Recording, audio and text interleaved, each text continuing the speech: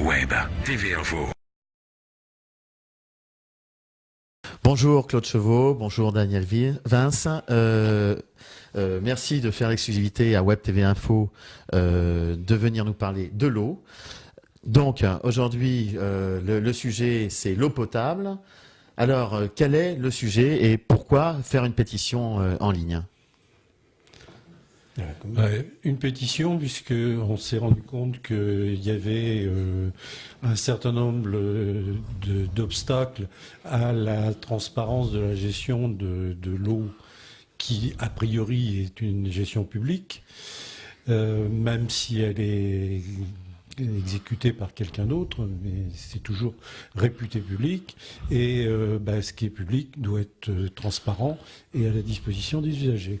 Alors, je crois qu'en 2017, au plus tard, ou 2017, entre 2017 et 2022, il ne devra y avoir sur la CDA de La Rochelle plus qu'un seul gestionnaire de la gestion de l'eau, donc il sera soit Régie publique, soit la SOR. Il y a peut-être aujourd'hui les deux. Vous allez peut-être nous expliquer comment se fait la répartition aujourd'hui et qu'est-ce qui fait qu'aujourd'hui vous venez nous parler justement de cette gestion de l'eau et vous nous dites qu'il y a un problème aujourd'hui au niveau de la gestion. Alors quel est ce problème ?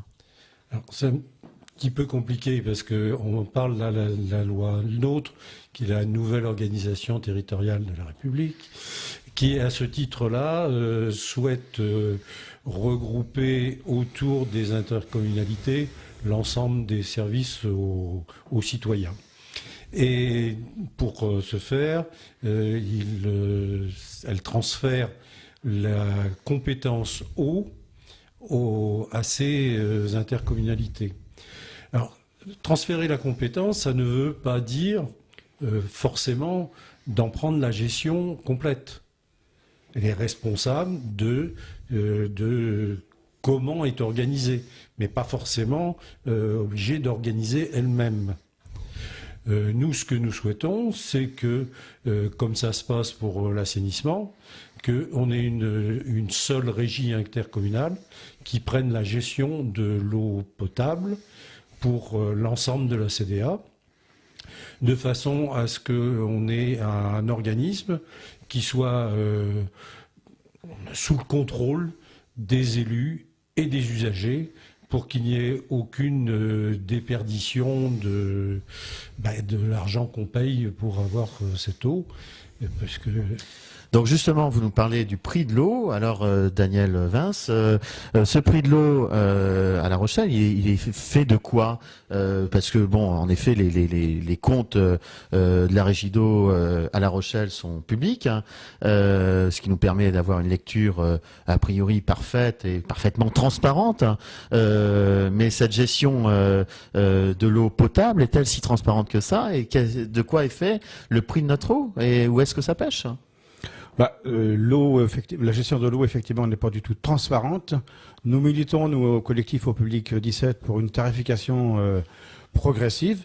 D'ailleurs, à ce propos, nous avons souhaité participer à un groupe de travail traitant justement de cette question. Apparemment, on n'a pas eu de retour. Là aussi, on fait part de notre inquiétude quant à l'avenir de la tarification de l'eau potable sur la CDA. Mais on paye l'eau relativement cher ici à La Rochelle. Alors que c'est dû à quoi ? Parce que il y a deux sources d'eau potable. L'eau qui en sort a priori est très potable et il y aurait quasiment pas besoin de la traiter, hein, à part le fait qu'elle navigue à l'intérieur des tuyaux et qu'en effet il peut y avoir quelques bactéries dans ces tuyaux. C'est la seule raison pour laquelle on mettrait un peu de chlore à l'intérieur. Alors qu'est-ce qui fait qu'aujourd'hui ces achats d'eau, puisqu'on voit une ligne achat d'eau, font que cette eau est si chère que ça ? Aujourd'hui, on a deux modes de distribution. Enfin, on a d'une part la Régie de La Rochelle, d'autre part, le reste de la CDA. Le reste de la CDA est alimenté en grande majorité par l'usine de Coulonges. l'usine de Coulonges qui se trouve sur la Charente et où on va puiser dans un des fleuves les plus pollués de France Oui, c'est ça. Oui, l'eau dont on a besoin. Et pour commencer à abaisser ou améliorer la qualité de l'eau pour avoir une eau de qualité moyenne, il y a autour de Coulonges, il y a 3 forages profonds qui permettent de remonter un petit peu la qualité de l'eau. Alors, diluer la pollution, on ne peut pas considérer que ce soit une amélioration de la qualité de l'eau. C'est-à-dire que là, on fait en sorte en fait que l'eau rentre dans les normes européennes pour qu'elle soit potable, quoi, grosso modo. Sur La Rochelle, on a l'usine de Coulonges et 2 forages importants, d'autres annexes, mais enfin 2 forages importants, qui produisent une eau qui quasiment sans traitement, là, les 3/4 du temps, enfin plus des 3/4 du temps, 99% du temps, ne nécessite aucun traitement. Comme c'était dit tout à l'heure, juste pour le transport dans les tuyaux, on est amené à mettre du Et alors, ces deux forages nous donnent une autonomie sur La Rochelle ou donnerait une autonomie. Sauf que la ville de La Rochelle est obligée d'acheter, puisqu'elle fait partie de la CDA, elle est obligée d'acheter un certain volume d'eau à l'usine de Coulonges. Pourquoi ? Parce que l'usine de Coulonges, techniquement, est obligée d'avoir une certaine production pour pouvoir tourner. D'accord, pour arriver à son optimum de production, Voilà. il y a besoin. L'usine de Coulonges appartient à la ville de La Rochelle et donc que la CDA La CDA. achète de l'eau à la ville de La Rochelle. D'accord. L'usine de Coulonges appartient à la ville de La Rochelle. À la CDA, d'accord. Mais alors, y a-t-il pas d'autre moyen que de pomper de l'eau à l'intérieur de ce fleuve Charente, qui est en effet l'un des fleuves les plus pollués de France, et en produits phytosanitaires. Donc je ne sais pas si l'ensemble des produits phytosanitaires et de l'ensemble des molécules de désherbants et autres que l'on met sur le cognac sont testés à l'intérieur de nos analyses d'eau. Y a-t-il pas d'autre moyen d'avoir la quantité d'eau suffisante pour l'ensemble de la CDA que de pomper dans cette Charente ? Alors, pour l'ensemble de la CDA, il semble difficile parce qu'on est on va rentrer dans la géologie, mais enfin, le sol de Charente-Maritime, enfin, en particulier du Nord Charente-Maritime, ne permet pas d'avoir des réservoirs très importants qui subviendraient tout le temps aux besoins en eau et de la CDA et de la ville de La Rochelle. Donc il y a besoin de ce complément. Et en plus, on est parti sur une idée très tordue et que c'est ça qu'on est en train d'essayer de combattre qui a une incidence sur le prix de l'eau. C'est que à un moment, on a pensé qu'il fallait une quantité phénoménale d'eau pour que le tourisme puisse s'épanouir en Charente-Maritime. Alors voilà, là il y a quand même en effet une contradiction puisque la ville de La Rochelle se vante que la consommation d'eau est toujours en baisse, que en plus on refait donc la canalisation, donc on est une ville qui en termes de perte d'eau à l'intérieur du circuit a fait déjà une très grosse partie du travail et en fait on a une déperdition d'eau par le circuit de distribution qui est extrêmement faible. Ce qui diminue encore la consommation d'eau de la ville de La Rochelle. Donc, c'est un peu le serpent qui se mord la queue. Si on fait une très grosse usine pour alimenter une consommation qui tend à baisser, on est en pleine contradiction. On navigue en pleine contradiction, j'ose dire. Ça fait partie de nos revendications, si on veut. C'est justement que l'usine de Coulonges doit être restructurée, parce qu'elle est ancienne, il faudra faire des choses. Ce qu'on demande, c'est que cette restructuration prenne en compte les besoins réels en eau et que, par exemple, elle fonctionne avec, au lieu d'avoir une grosse pompe, d'avoir 3 pompes plus petites et qu'on puisse utiliser seulement un tiers de la capacité par moment. De façon à ce que les quantités soient vraiment adaptées à la réalité des besoins. Alors, une partie des besoins est liée au tourisme, si j'ai bien compris. Le tourisme, ici, c'est 3 mois maximum, de juin à septembre, grosso modo. Y a-t-il pas d'autres moyens de faire en sorte d'avoir des quantités d'eau disponibles? Les agriculteurs font ce qu'on appelle des bassines, qui leur permettent d'avoir de l'eau en quantité lorsqu'ils ont des gros besoins. Je crois savoir qu'à La Rochelle, le gros besoin de l'eau, c'est au mois de juin. Donc, est-ce qu'on pourrait pas, sur l'agglomération, avoir la même démarche et comme ça, pouvoir avoir une usine peut-être plus réduite, mais qui fonctionne toute l'année, de manière à optimiser l'utilisation de cette usine? Alors, on ne peut pas stocker l'eau traitée. On peut stocker que l'eau brute. Et la bassine, elle existe déjà. À côté de l'usine de Coulonges, où il y a une réserve tampon au cas où il y aurait une pollution trop importante, où il y aurait une remontée de la marée relativement importante pour pas avoir de l'eau saumâtre, des choses comme ça. Donc la bassine, elle existe déjà. Le problème du tourisme, c'est que tu parlais de 3 mois de tourisme. C'est pas 3 mois de tourisme, c'est quelques heures par an pendant lesquelles on aurait besoin d'une pointe de production. C'est-à-dire que les installations sont dimensionnées pour avoir quelques heures par an, éventuellement la quantité nécessaire. Et ce tampon, il suffit pas à absorber ces heures par an? Ah ben le tampon, il pourrait. Il l'absorbe. Jusqu'à maintenant, il l'a toujours absorbé. De toute façon, historiquement, on n'a jamais eu de pénurie d'eau très largement pendant la période touristique. Jamais. Il n'y a jamais eu d'exemple de pénurie d'eau. Jamais. Là, pour parler du département, les 2 usines de production qui sont toutes les 2 sur la Charente ont une capacité de production qui est 2 fois plus importante que le maximum atteint aujourd'hui. Enfin, aujourd'hui. Mais à quoi ça sert? A été atteint. À quoi ça sert? Alors, ça sert, ça fait partie des questions qu'on se pose et pour lesquelles on demande la transparence de la gestion de l'eau.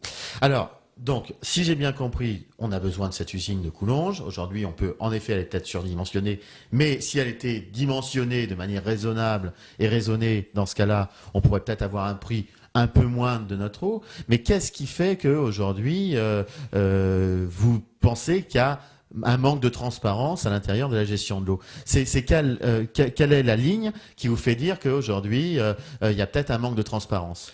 Alors, il y a 2 endroits où on a des manques de transparence. La régie de La Rochelle, où on a une présentation des comptes de la régie dans la commission consultative des services publics locaux, où effectivement on trouve une ligne de frais administratifs dont on ignore la teneur. Qui est de quel montant?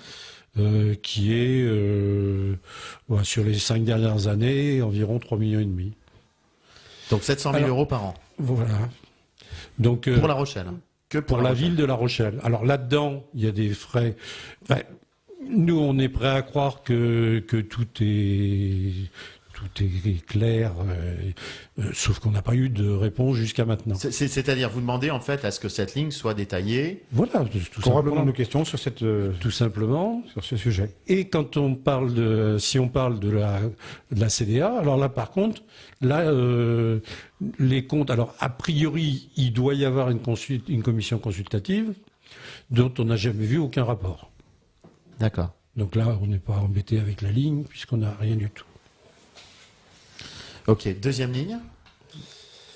C'est la deuxième. Ça, c'est la deuxième. Il y a 2 points. Il y a une opacité à La Rochelle et une opacité dans la CDA. D'accord, mais qui sont en fait liées à la même chose. Un peu la même chose. Oui. D'accord. Et aujourd'hui, quelle est la proposition de CEP 17? Comme actuellement sur la CDA de La Rochelle, on a une régie publique d'assainissement. Oui.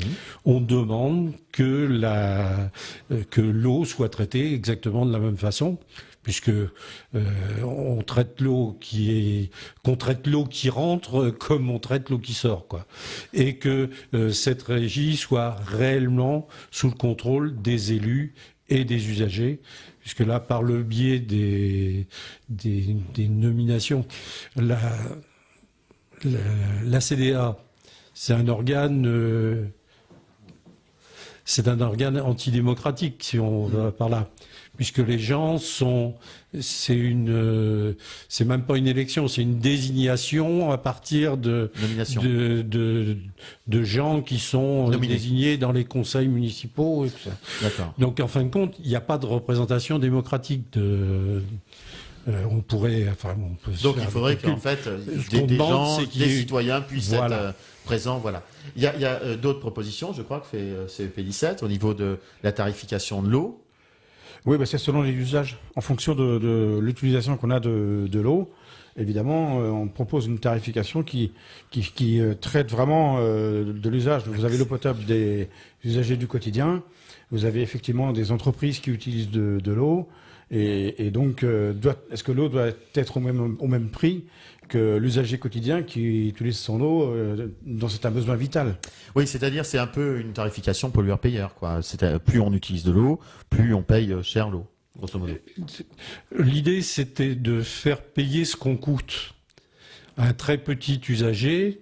Nous, ce qu'on réclame d'abord, c'est l'accès gratuit à l'eau. C'est-à-dire que pour les usagers domestiques, c'est qu'un usager domestique, quand il ouvre son robinet, la première fois, il n'a rien payé, il a accès à l'eau, et cet accès à l'eau est garanti.